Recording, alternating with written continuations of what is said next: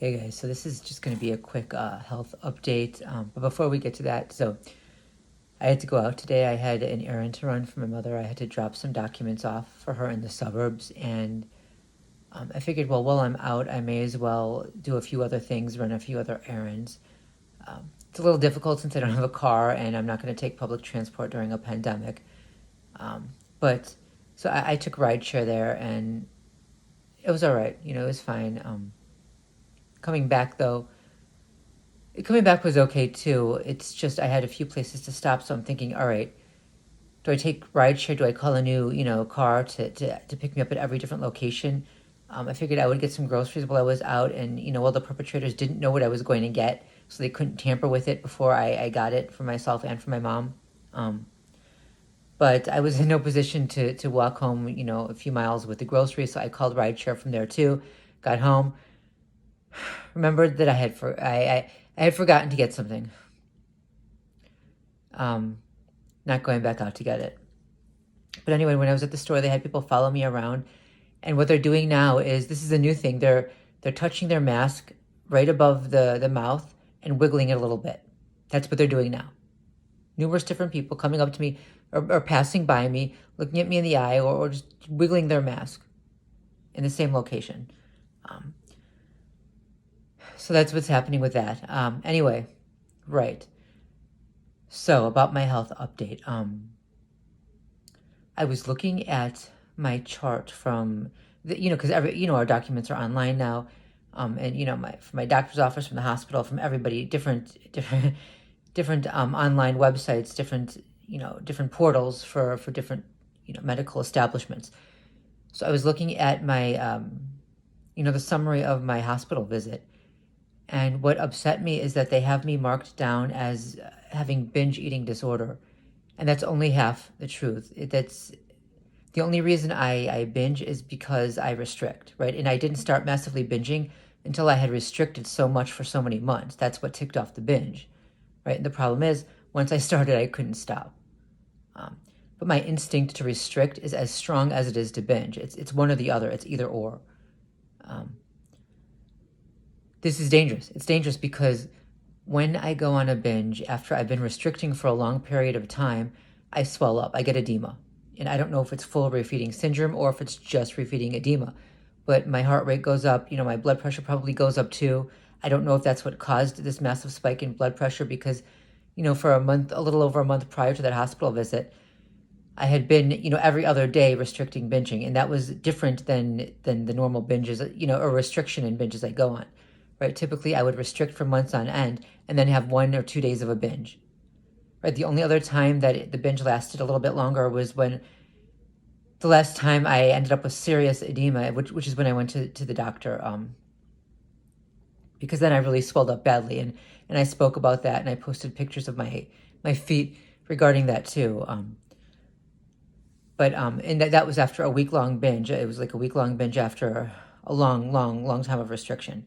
But anyway, for the last month or so and a half, not the last month, but before I went to the hospital this time, I had been on and off binging, restricting. I never let the edema get to the point where it was the last time when I went to the doctor. I never let it get that bad. I pulled back. That's the restricting part. But I had been binging way too much, like maybe a day on, a day off, 2 days on, 2 days off. I'd gained a lot of water weight. There was still edema, but not to the extent that it had been the first time. It's dangerous, right? If they don't have in my charts what's actually going on, the doctors are not going to know how to properly treat me. What happens if at some point I end up in the hospital and I'm not coherent, I'm not conscious, right? What if they have to put me on a feeding tube? Okay, what if I had been restricting until that point? Or what if I had been restricting and then for a significant amount of time and then went on a binge and started getting the edema again and they perceived it as fat and not water weight, right? Well, what happens if they put me on a feeding tube? That edema is going to get worse. My blood pressure is going to keep going up. My heart rate is going to keep going up. They're going to kill me, right? Because they're not going to know why it's happening because it's not documented. Right? They should not have written down simply binge eating disorder. They should have, there should be a term for whatever this is, but, it's, I don't know. It's dangerous and it's frightening, when you can't get a proper diagnosis and that's that can be detrimental. Getting a proper diagnosis can be detrimental to your health. And that's physical and psychological. It's the same thing with the autism diagnosis. Every single character trait I have coincides with autism. But back when I was a child, they didn't diagnose that as often or almost ever, for people like me. So, it's getting a proper diagnosis nowadays is probably going to be difficult. And I'm afraid they're just going to write down something else, something horrible. Because when you have autistic traits, people don't like you. All right. Because,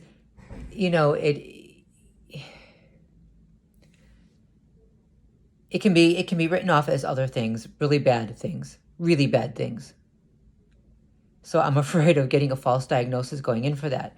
But I also want that diagnosis on file. I mean, the actual diagnosis, because, again, I want it on record that, that is the case. So people understand why I am the way I am, why I respond the way I respond, why I react the way I react, right? Again, with the hospital situation, what happens if I end up in the hospital again and I'm coming close to a meltdown, right? What happens if, the lights are too bright shining above me? There are too many people around. They're too close. I can feel them, their energy, and I'm feeling suffocated and because for me, it's all sensory issues. It's worse, but the sensory issues are pretty bad. Everything is too bright, too loud. Touch is almost painful, right? And when there's too much commotion, and it keeps going on and on and on and on and on. It builds and builds and builds and builds and builds until meltdown. If they don't understand that this is an autistic character trait, right? They can mark me down as being, on drugs. Now they can test for that, but they can mark me down as being psychotic or having some other horrible mental disorder, or being a bad person, potentially violent, or any horrible thing if they don't know what's actually going on. If they understand that a person has autism, they can maybe change the way they deal with that person to prevent a meltdown. And even if that's not possible, they will understand why the person has melted down. It's not just that he or she is a bad person or this or that, right? But without that diagnosis in there, they're not going to know. They're going to assume the worst. And that's for anybody, but especially when you're a targeted individual and people are expected to assume the worst of you. They're warned about you. They're going to assume the worst. It's just going to be proof to them that you're terrible, right? And with autistic traits too, they don't like you because, if you're, for example, if you're not looking you're not looking them in the eye, right? You're not looking them in the eye. You're fidgeting. You look nervous. They're going to assume you're guilty of something, whether you're a target of organized stalking or not, right? They're going to assume you're guilty of something. These are traits that make people look guilty. If you're a target, you're automatically going to be, you're automatically going to be assumed, guilty of something, right? Or they're going to assume you're just being insolent or don't care, right? This is why in the hospital I tried very hard to be as neurotypical as I could possibly be, and I looked everybody in the eye, as uncomfortable as it was, and I don't know if they could see my discomfort, and maybe they did, and they wrote it off as something else, probably something bad, but I tried to look them in the eye. I tried to respond in the way that people expect. I tried to give expected responses. I masked, is what it's called. I was masking. And this is another reason, too, that it's hard to get a diagnosis as an adult, because a lot of us have spent our lives masking. We've learned to react or interact with people in a certain way, a way that's expected of us, because we get negative reinforcement if we don't.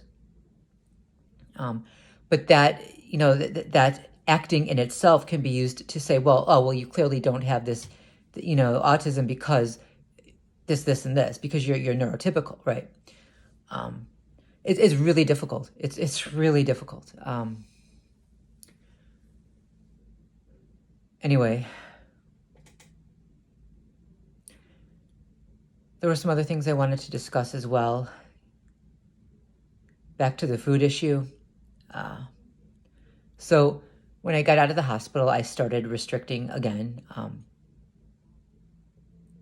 And yesterday, I made another video yesterday, and I had to delete it because I was stuttering and mumbling, and not mumbling, but stuttering too much, and I just made too many errors.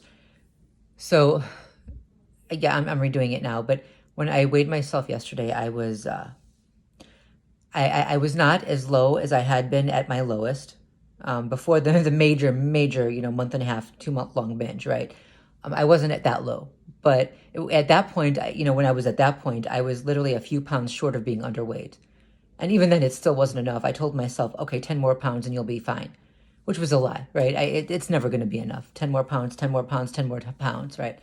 But no, I weighed myself yesterday, and I'm a normal weight. When I was at the hospital, I was a normal weight also. Let me see.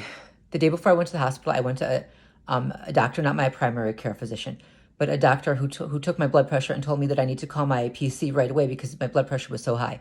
Okay. I did. And at that point, I was still, I was a normal weight, but high normal. And a lot of that was water weight. And I told her that, I was retaining water because of the binge. Anyway, but it was still normal, high normal. The next day, let's see. That night, I called my doctor that evening and I took the water pill. And the next day, by the next evening, when they checked me into the hospital, I was 10 pounds lighter. They weighed me in my hospital bed after they checked me in, and I was 10 pounds lighter. Obviously, I didn't lose 10 pounds of fat overnight, right, in one day. That was water weight that I lost. A day later, I was like 5 pounds lighter. So I was consistently losing water weight. So yesterday I weighed myself, and I'm like right in the middle of low normal and high normal, and I'm literally lower than my initial goal, than the goal I set when I first started to diet. And being a normal weight now, and I at first I looked at the scale and I said, "Great, just 10 more pounds and I'll be fine." And then I shouted at myself and I said, "No, no, no, we're not doing this anymore. It's never going to be enough. That 10 more pounds is going to turn into 20 and so on." So I told myself, that's it. This is lower than my goal weight. I'm done. I'm at maintenance now. Because convincing myself of that is difficult, and I'm saying it, but I don't really believe it, and I'm afraid I'm going to fail again and go back to the heavy restricting, which is then going to lead to massive binging. But I've been trying now to eat healthy. I've been trying to eat healthy, and I went to the store, and when I go to the store, I'll either just go for my mom or I'll go for both of us. And so when I went to the store, I did something that I have not done in a long time. I passed up all of the binge foods that I would normally binge on, because it's either all or nothing. Either I'll go and I'll get something for my mom, and I'll get nothing for myself, or I'll get, safe foods like lettuce and celery and stuff, for myself. Or I'll just get everything, everything sweet and delicious if I'm going on a binge, right? But no, at the store, I was actually normal this time, and I did not get the binge foods. I passed them up. Instead, I did get healthy foods, and when I say healthy foods, I don't just mean lettuce, right? I don't just mean vegetables. I got substance also. I got a combination of both, and I do plan to eat the healthy foods this time. It's going to be hard. I'm not used to doing this. I'm not used to doing this, because when I start eating, it makes me want to binge more. It's like, this is what started on the binge restrict cycle. It's it's the heavy restriction that started on the binge restrict cycle, but I started heavily restricting because it was easier to do that than to try to eat normally. But I'm trying now, and I'm going to have to do this at home. I don't have the luxury of being in an inpatient eating disorder clinic for a month, right? Because one, I can't find any that will take my insurance, and two, I have to be here to take care of my mom. I can't leave for a month. That has been proven every time that I've had to leave. All right. So I can't. I don't have the luxury of doing that. So I have to do this at home, and I have to. I'm hoping I can. I'm really hoping I can. I'm trying to stay level here, and it's weird. It's strange. Just trying to eat normal and healthy. Anyway, this is what's been going on. I know there's probably more that I had to say and that I'm leaving out.